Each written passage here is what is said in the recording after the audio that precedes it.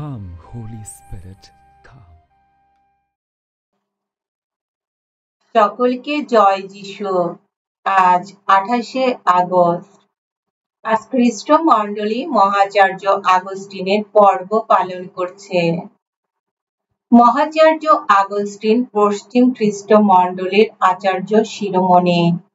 তার জন্ম আফ্রিকার আলজেরিয়া দেশে 354 সালে।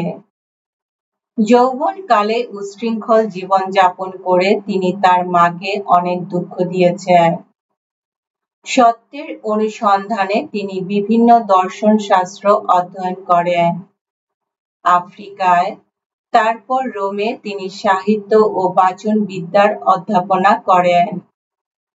অবশেষে তিনি মিলান নগরের ধর্মপাল সাধু আমব্রোসের হাতে 33 বছর বয়সে দীক্ষাস্নান গ্রহণ করেন এবং সেই থেকে তার জীবন খ্রিস্টমুখী হয়ে ওঠে।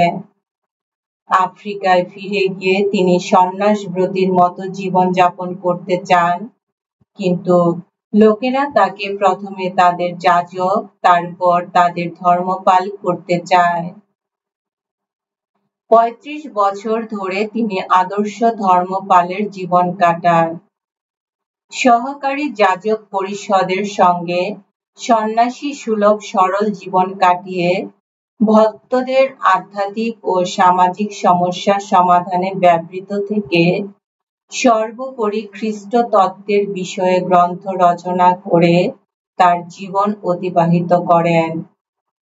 খ্রিস্ট তত্ত্বের এমন কোনো বিষয় নেই যা নিয়ে তিনি চিন্তা করেননি বা কিছু লেখেননি।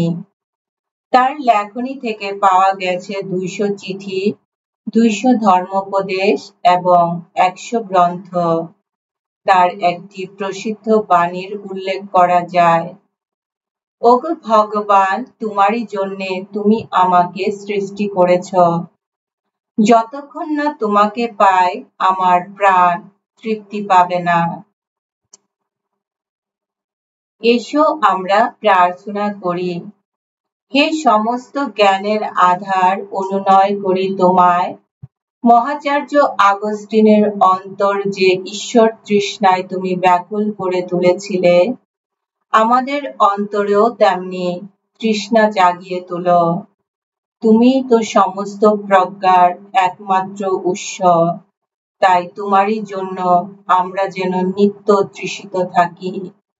তুমি তো পরম প্রেমের একমাত্র উৎস, তাই আমরা যেন প্রতি মুহূর্তে তোমারই অভিসারে ছুটতে থাকি।